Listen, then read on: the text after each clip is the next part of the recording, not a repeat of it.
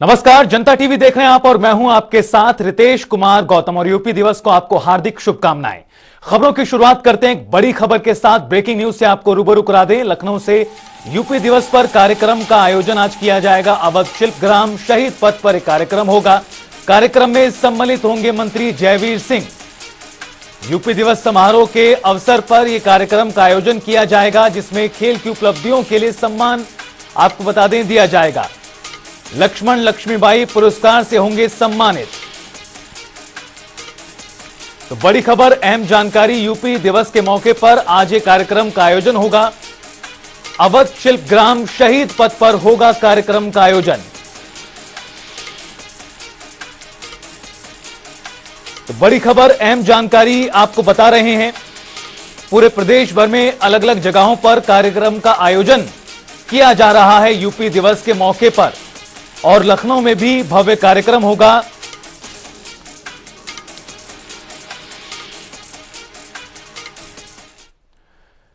और चलिए खबरों में आगे बढ़ते रुख करते हैं अगली जानकारी का। एक और बड़ी खबर से आपको अपडेट करा दें जो इस बीच सामने आ रही है। अवध शिल्पग्राम में समारोह का आयोजन, समारोह का शुभारंभ करेंगे मुख्यमंत्री योगी आदित्यनाथ। 3 दिन तक चलेगा यूपी दिवस समारोह। राज्यपाल आनंदीबेन पटेल भी कार्यक्रम में मौजूद रहेंगी और 11 बजे का समय बताया जा रहा है। मुख्यमंत्री योगी आदित्यनाथ कार्यक्रम में शिरकत करेंगे, कार्यक्रम का शुभारंभ करेंगे। 3 दिनों तक यह पूरा कार्यक्रम चलेगा, जिसमें कई बड़ी हस्तियां शामिल होंगी। और बात करें कार्यक्रम को लेकर तो कृषि विभाग की मोटा अनाज प्रोत्साहन योजना, नियोजन विभाग की एक परिवार एक पहचान पत्र का डैशबोर्ड और उच्च शिक्षा विभाग के मुख्यमंत्री अप्रेंटिसशिप प्रशिक्षण योजना का शुभारंभ आज किया जाएगा इस कार्यक्रम के माध्यम से। 3 दिवसीय पूरा कार्यक्रम रहेगा, समारोह रहेगा, जिसका शुभारंभ मुख्यमंत्री योगी आदित्यनाथ करेंगे। राज्यपाल आनंदीबेन पटेल भी इसमें मौजूद रहेंगी।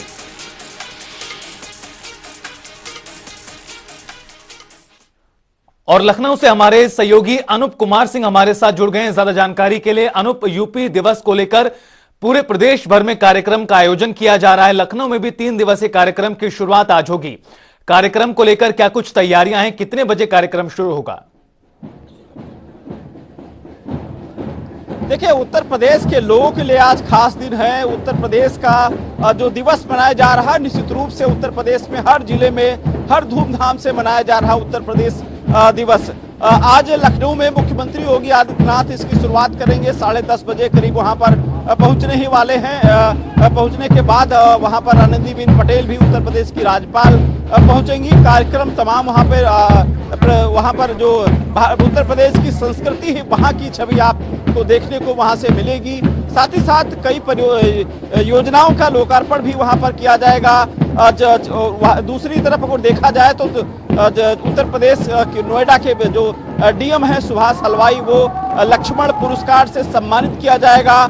12 ऐसे लोग हैं जो विवेकानंद पुरस्कार से सम्मानित किए जाएंगे, जो अपने अपने क्षेत्र में प्रतिभा का करतर प्रदर्शन किया है। तो निश्चित रूप से आज उत्तर प्रदेश के लोगों का खास दिन है, क्योंकि उत्तर प्रदेश दिवस हालांकि 1989 से मनाया जाता है, लेकिन उसके पहले जिस तरीके से लगातार जब देश की आज़ादी हुई थी, सबसे बड़ा राज्य उत्तर प्रदेश है देश का, तो निश्चित रूप से उसकी उतनी ही प्रतिभा है।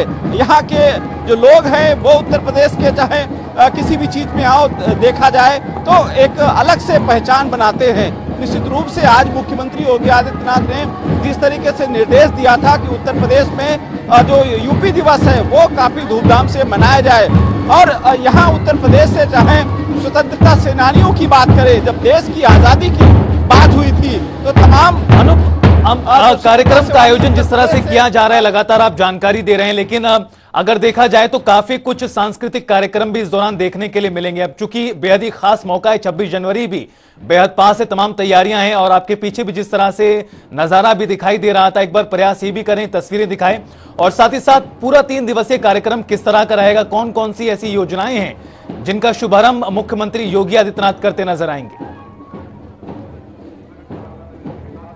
देखिए बिल्कुल सही बात है कि उत्तर प्रदेश में तरह तरह से अलग अलग ढंग से जो यूपी दिवस मनाया जा रहा है। कुछ तस्वीरें दिखाएंगे, जो बच्चे काफी आपको दिख जाएंगे ये झांकी निकालते हुए। जिस तरीके से लगातार उत्तर प्रदेश सरकार कोशिश कर रही थी कि उत्तर प्रदेश का जो ये यूपी दिवस है काफी धूमधाम से मनाया जाए, तो सभी जिलों में लगभग ये बनाया जा रहा। वन डिस्ट्रिक्ट वन प्रोडक्ट की बात करें या फिर उत्तर प्रदेश में जो अधिकारियों या खिलाड़ियों ने बेहतर प्रदर्शन किया है उनका सम्मान भी आज यूपी दिवस पर होगा। ये 3 दिन चलने वाला एक कार्यक्रम है। जब पूरा देश गणतंत्र दिवस मना रहा होगा तब दिवस का जो कार्यक्रम है उसका समापन किया जाएगा।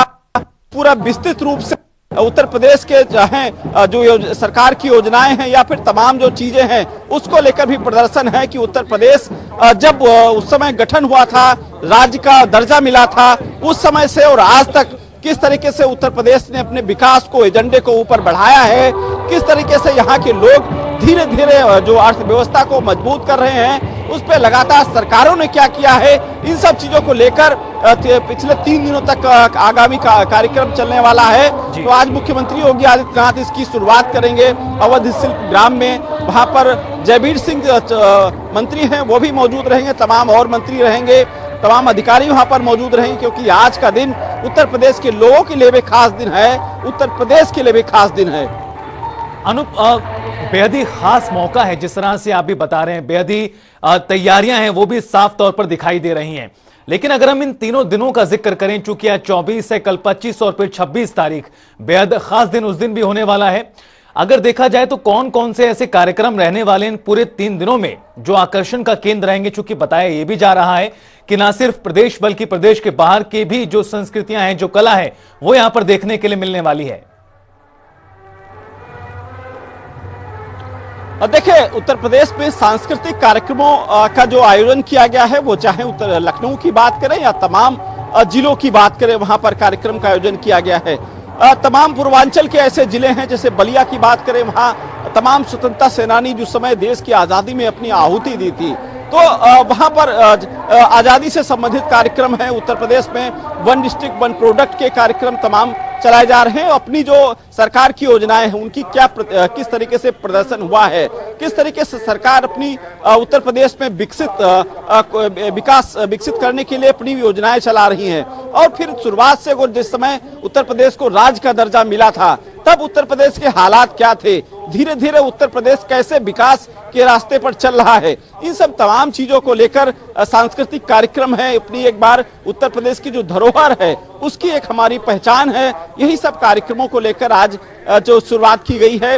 हालांकि जिस तरीके से जो नियोजन विभाग से एक ऐप का लॉन्चिंग की जाएगी, चाहे तमाम और जो परियोजनाएं हैं उसको लेकर आज उत्तर प्रदेश वासियों के लिए सौगात मिलने वाली है। तो बहुत कुछ खास होने वाला है इन 3 दिनों में, बहुत कुछ खास होने वाला है बिल्कुल निश्चित तौर पर। लेकिन एक और चीज जो आपसे जानना चाहेंगे, अगर देखा जाए जिस तरह से प्रदेश सरकार की बात करें या फिर पूरे उत्तर प्रदेश दिवस की बात करें, आप किस तरह से देख रहे हैं, कितना बदलाव इस पूरे समारोह और कार्यक्रम में आया है पहले के मुकाबले और अब में?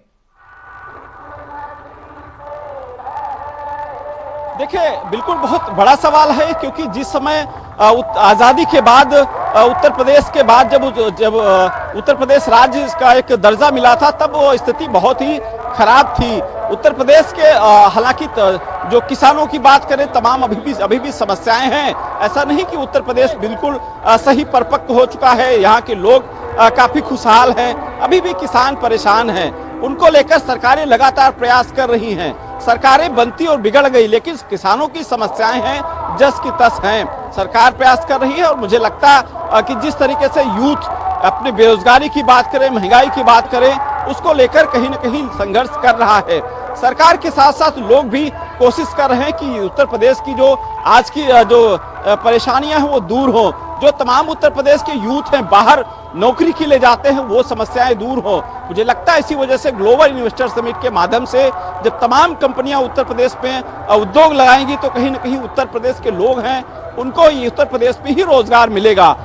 इसी वजह से सरकार का मुझे लगता है प्रयास है और लगातार सरकार कोशिश भी कर रही है। यानी जिस समय से उत्तर प्रदेश का राज्य का गठन हुआ था, तब से आज तक संघर्ष के इस कदमों को चलकर आज उत्तर प्रदेश कई ऊंचाइयों पर पहुंच चुका है। बिल्कुल अनूप, निश्चित तौर पर काफी कुछ हासिल किया है इस पूरे समय काल में। बहुत बहुत शुक्रिया आपका तमाम जानकारी देने के लिए। और खबरों में आगे बढ़ते रुख करते हैं अगली जानकारी का। बरेली से बड़ी खबर सामने आ रही है, जहां बीजेपी प्रदेश अध्यक्ष भूपेंद्र चौधरी का आज बरेली दौरा है। बीजेपी कार्यकर्ताओं में चुनाव को लेकर जोश भरते नजर आएंगे। बीजेपी प्रदेश अध्यक्ष इन्वर्टिस यूनिवर्सिटी में पीसी करेंगे भूपेंद्र चौधरी। बरेली मुरादाबाद स्नातक चुनाव को लेकर बैठक उनकी ओर से की जाएगी। इसके अलावा जो पार्टी कार्यकर्ता हैं उसमें भी कहीं ना कहीं जोश भरते हुए नजर आएंगे प्रदेश अध्यक्ष भूपेंद्र चौधरी।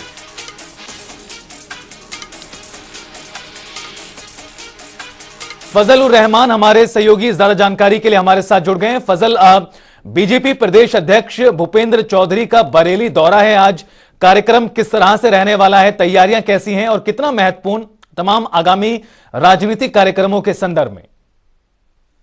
आज बरेली भूपेंद्र सिंह चौधरी का दौरा है, जो एनडीवीसी कॉलेज में 12:30 बजे आएंगे और भारतीय जनता पार्टी के कार्यकर्ता और जो भी विधायक है, सांसद है, उनसे रूबरू होंगे, क्योंकि एमएलसी चुनाव 30 तारीख को होगा, जिसमें वोटिंग होगी।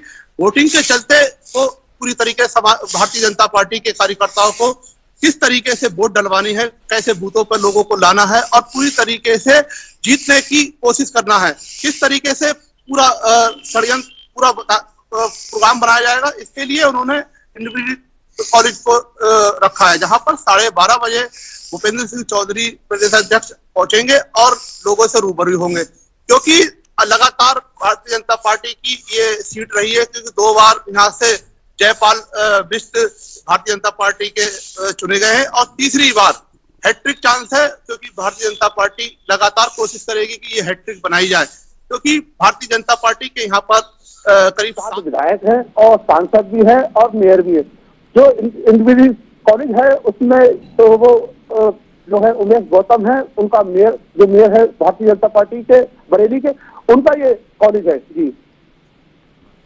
फजल, निश्चित तौर पर अब चूंकि जिस तरह से बयान भी कल सामने आया था भूपेंद्र चौधरी का, उनका कहना है कि न सिर्फ जीत बल्कि बेहतर तरीके से जीत हासिल करनी है, ये उनकी ओर से लगातार दावा और वादा किया जा रहा है तमाम कार्यकर्ताओं से। इसको लेकर आखिरकार क्या कुछ ग्राउंड तैयार हो रहा है, रणनीति किस तरह से पार्टी बना रही है? बताना चाहूंगा कि ये पूरी तरीके से रणनीति बना चुके हैं, क्योंकि भारतीय जनता पार्टी पूरी तरीके से संगठन भी बहुत मजबूत है। जहां बात की जाए भारतीय जनता पार्टी की, तो संगठन इतना मजबूत है कि उन्हें हराना बहुत मुश्किल की बात है, क्योंकि निश्चित तौर पर जो एमएलसी का चुनाव है वो भारतीय जनता पार्टी 100% जीतने की उम्मीद लोगों का कहना लगाई जा रही है, क्योंकि लोगों का कहना है कि भारतीय जनता पार्टी का संगठन बहुत मजबूत है और समाजवादी पार्टी का संगठन कहीं भी नजर नहीं आ रहा है, क्योंकि समाजवादी पार्टी में लगातार गुटबाजी चल रही है, जिसके चलते भारतीय जनता पार्टी को पूरी तरीके से लाभ मिलेगा। फजल, इससे पहले भी लगातार बीजेपी प्रदेश अध्यक्ष भूपेंद्र चौधरी बैठकें कर रहे हैं इस पूरे चुनाव को लेकर, लगातार दावे भी किए जा रहे हैं, लेकिन अगर मुकाबला देखा जिस तरह से आप भी बता रहे हैं कि कहीं ना कहीं बीजेपी इस पूरे मुकाबले में हावी है, मुकाबले में और कौन से जो दावेदार हैं वो दिखाई दे रहे हैं आपको? जहां तक इसी दावेदारी की बात करें तो सिर्फ समाजवादी पार्टी और भारतीय जनता पार्टी का मुख्य मुकाबला है, और यहाँ पर कोई भी नजर भी नहीं आ रहा है, ना वोट मांगते नजर आ रहा है और लोगों से ना संपर्क करते नजर आ रहा है, क्योंकि भारतीय जनता पार्टी का कुंभा इतना बड़ा है कि उसके सामने कोई भी पार्टी टिकने के लायक नहीं है, क्योंकि भारतीय जनता पार्टी पूरी तरीके से जीतने के कगार पर है, क्योंकि 30 तारीख को वोट पड़ेंगे, उसमें उसका रिजल्ट आएगा। बहरहाल लोगों का यही कहना है कि भारतीय जनता पार्टी का ही कैंडिडेट तीसरी बार जीतेगा और हैट्रिक बनाएगा। चलिए, बहुत बहुत शुक्रिया फजल तमाम जानकारी देने के लिए। तो आपको बता दें कि विधान परिषद चुनाव को लेकर ये जो माहौल है, जो मुकाबला है, उसको लेकर माना जा रहा है भारतीय जनता पार्टी के पक्ष में है। भूपेंद्र चौधरी बरेली पहुंचेंगे आपको बता दें, और यहां पर कार्यकर्ताओं के साथ बैठक भी करेंगे। स्नातक चुनाव को लेकर यहां मीटिंग आयोजित की जाएगी जिसमें वो शामिल होंगे। और खबरों में आगे बढ़ते रुख करते हैं अगली जानकारी का। एक और बड़ी खबर से आपको रूबरू करा दें। बालिका दिवस पर कार्यक्रम का आयोजन आपको बता दें होगा, जिसमें मुख्यमंत्री पुष्कर सिंह धामी शिरकत करेंगे। शासकीय कार्य में सीएम धामी लेंगे हिस्सा। महिलाओं की खेल सहभागिता सेमिनार में भी शामिल होंगे। तो बड़ी खबर, अहम जानकारी, सीएम धामी कार्यक्रम में शिरकत करेंगे। बालिका दिवस के मौके पर यह कार्यक्रम का आयोजन यहां किया जा रहा है, जिसमें वो शामिल होंगे। महिलाओं की खेल में जो सहभागिता है उसको और कैसे बढ़ाया जाए उसे सुनिश्चित किया जाए, तमाम चीजों को लेकर कार्यक्रम का मकसद है। शासकीय कार्य में भी सीएम धामी लेंगे हिस्सा, तो बड़ी खबर इस वक्त की आपको बता रहे हैं। बालिका दिवस पर धामी ने ट्वीट करते हुए बधाई भी दी है तमाम प्रदेशवासियों को। इसके अलावा कार्यक्रम में भी वो शिरकत करते हुए नजर आएंगे।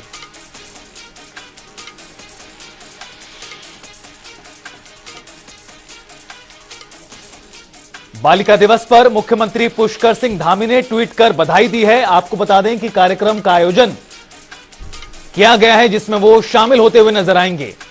सीएम धामी करेंगे कार्यक्रम में शिरकत, शासकीय कार्य में सीएम धामी लेंगे हिस्सा, तो वहीं महिलाओं की खेल में सहभागिता सेमिनार में भी होंगे शामिल।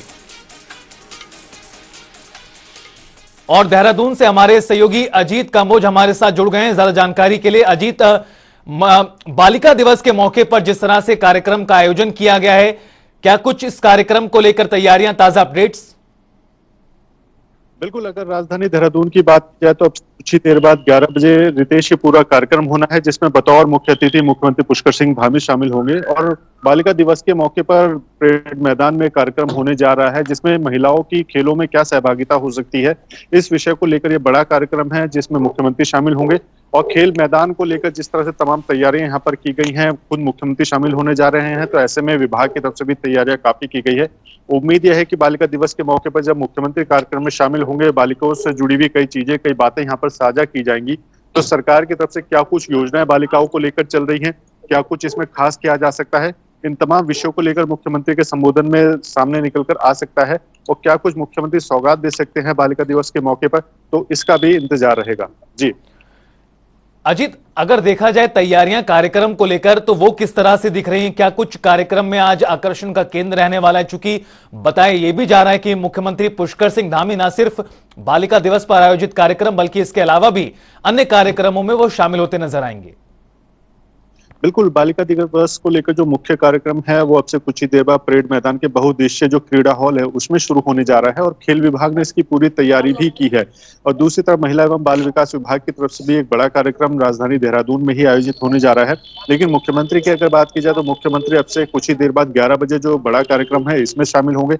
महिलाओं की खेलों में सहभागिता, ये विषय इसकी थीम रखी गई है। और इसके साथ ही मुख्यमंत्री क्या कुछ चाहते हैं, क्या कुछ महिलाओं को लेकर उनके मन में चल रहा है, सीधे तौर पर तमाम विकास योजनाएं महिला और बाल विकास को लेकर यहाँ पर चल रही हैं। तो ऐसे में बालिका दिवस के मौके पर मुख्यमंत्री क्या कुछ सौगात बालिकाओं को देने जा रहे हैं। लगातार सरकार कई योजनाएं लेकर चल रही है बालिकाओं को विकसित करने के लिए, चाहे फिर वो स्कूली शिक्षा की बात हो, या फिर उन्हें स्वरोजगार से जोड़ने की बात हो, या फिर सरकारी नौकरियों में 36 आरक्षण देने की बात हो। तो सरकार की तरफ से कोशिशें तमाम की जा रही हैं, तमाम व्यवस्थाएं यहाँ पर की गई हैं। इन्हीं सब चीजों की मिलीजुली सौगात आज के कार्यक्रम में भी देखने को मिल सकती है। जब मुख्यमंत्री पुष्कर सिंह धामी कार्यक्रम में शामिल होंगे, कार्यक्रम का संबोधन करने की वो तैयारी करेंगे, तो उसमें काफी कुछ चीजें निकलकर सामने आएंगी। जी अजीत, जानकारी ये भी आ रही कि दोपहर 12 बजे के आसपास जोशीमठ को लेकर भी समीक्षा बैठक का आयोजन किया जाएगा, मुख्यमंत्री इसमें शामिल होंगे। इस मीटिंग को लेकर क्या कुछ अपडेट्स है? अधिकारी किस तरह की जानकारी दे रहे हैं? इस पूरे जोशीमठ की जो स्थिति जो लगातार चिंतापूर्ण बनी हुई है, उसको लेकर अभी तक के क्या कुछ ताजा हालात बने हैं? बिल्कुल रितेश, अगर जोशीमठ की बात की जाए तो प्रायोरिटी में है सरकार की कि जोशीमठ आपदाग्रस्त क्षेत्र को कैसे रिहेबिलिट करना है या कैसे वहां पर व्यवस्थाएं दुरुस्त करनी है। कल के अगर आंकड़ों की बात की जाए, जो आपदा सचिव रंजीत सिन्हा की तरफ से प्रेस कॉन्फ्रेंस में बताया गया था, कुल 860 से ज्यादा मकान ऐसे हैं जिसमें दरारें दर्ज की गई है और जिनमें कभी भी बड़ा नुकसान हो सकता है। तो ऐसे 860 से ज्यादा मकानों को जो भी रहने वाले इनमें परिवार हैं उनको शिफ्ट करने की तैयारी यहाँ पर की गई है। हालांकि मुख्यमंत्री पुष्कर सिंह धामी ने जो बीते रोज बयान जारी किया था उसके अनुसार 70% से ज्यादा लोग अभी भी जोशीमठ में ही निवास कर रहे हैं। ऐसी ज्यादा पैनिक सिचुएशन वहां पर नहीं है कि कुछ लोग जानबूझ के पैनिक सिचुएशन क्रिएट कर रहे हैं। सरकार की तरफ से तमाम व्यवस्थाएं वहां पर की गई हैं। तमाम आपदाग्रस्त इलाकों में से जो लोगों का पुनर्वास करना है उनको शिफ्ट किया जा रहा है। तो सरकार की तरफ से कोशिशें लगातार की जा रही है कि जनता को बेहतर चीजें यहाँ पर उपलब्ध कराई जा सके। जी चलिए, बहुत बहुत शुक्रिया जी तमाम जानकारी देने के लिए। तो बड़ी खबर, अहम जानकारी से आपको रूबरू करा रहे हैं हमारे सहयोगी अजीत कंबोज ने भी तमाम जानकारी दी, किस तरह से अलग अलग कार्यक्रम का जो आयोजन है वो आज किया जाएगा, जिसमें मुख्यमंत्री पुष्कर सिंह धामी शामिल होते नजर आएंगे।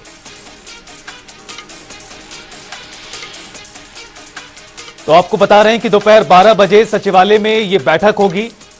जोशीमठ की मौजूदा स्थिति की जानकारी लेंगे मुख्यमंत्री पुष्कर सिंह धामी। राहत बचाव कार्य समेत कई मुद्दों पर इस दौरान बैठक में चर्चा भी करेंगे। जोशीमठ को लेकर समीक्षा बैठक का आयोजन किया जाएगा। करीबन 12 बजे का समय बताया जा रहा है इस पूरी मीटिंग को लेकर।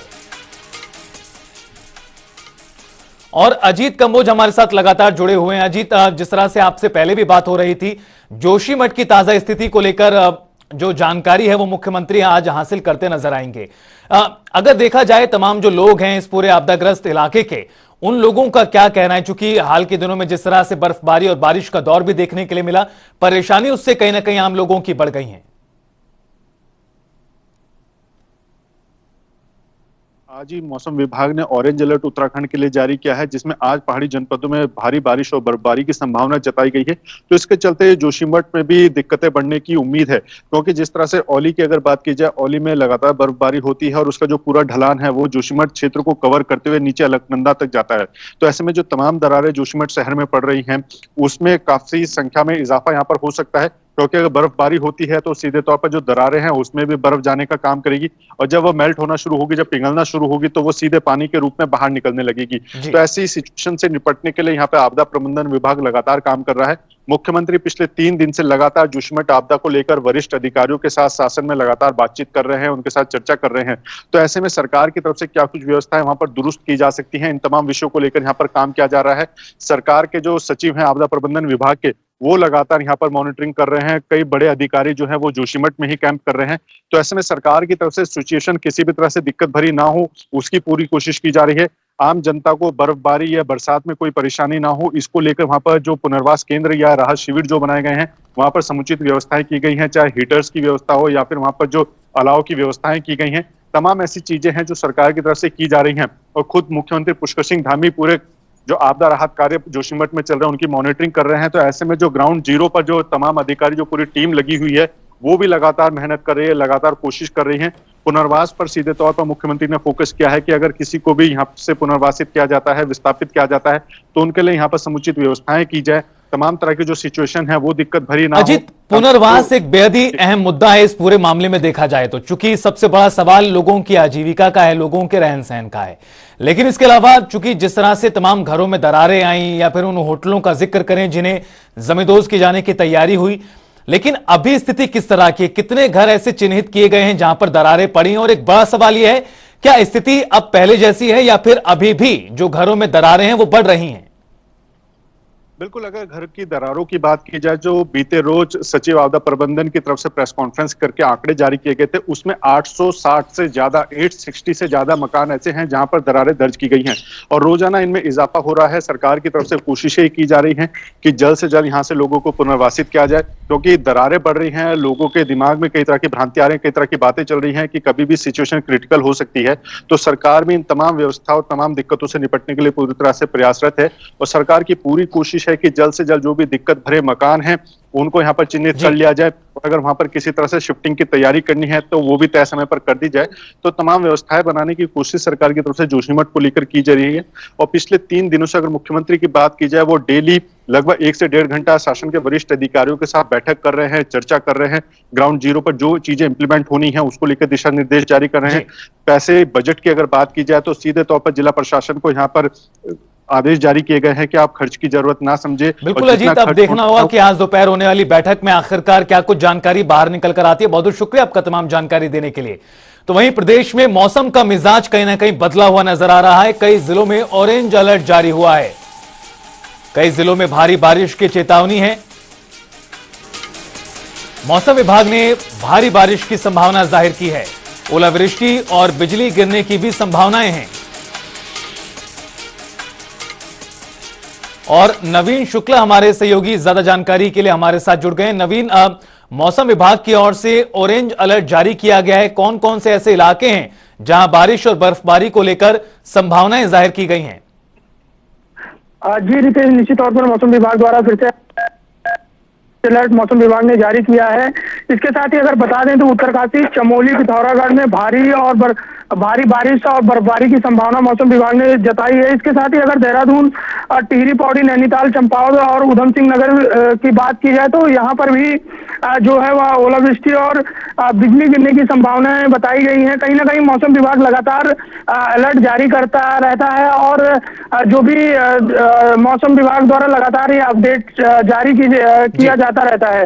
साथ ही उत्तराखंड में मौसम का मिजाज भी बदल गया है और अगर बता दें तो मौसम विभाग की माने तो आने वाली 30 जनवरी तक जो ये मौसम का बदला मिजाज है वह दिखाई देने वाला है। तो कहीं ना कहीं मौसम विभाग समय समय पर अपनी जो अलर्ट होता है वह जारी करता रहता है सूचनाओं के माध्यम से, क्योंकि लगातार उत्तराखंड एक ऐसा क्षेत्र है जहां पर पर्यटन के दृष्टिकोण से देखा जाए या फिर तो कहीं ना कहीं जो पर्यटक हैं और जो लोग हैं यहाँ पर उत्तराखंड की तरफ रुख करते हैं जी। और सबसे बड़ी बात यह है बिल्कुल कि नवीन, मौसम निश्चित तौर विभाग पर काफी कुछ बदलाव मौसम में फिलहाल देखने के लिए मिल रहा है। बहुत बहुत शुक्रिया आपका तमाम जानकारी के लिए। फिलहाल इस बुलेटिन में इतना ही, लेकिन जनता टीवी पर खबरों का सफर लगा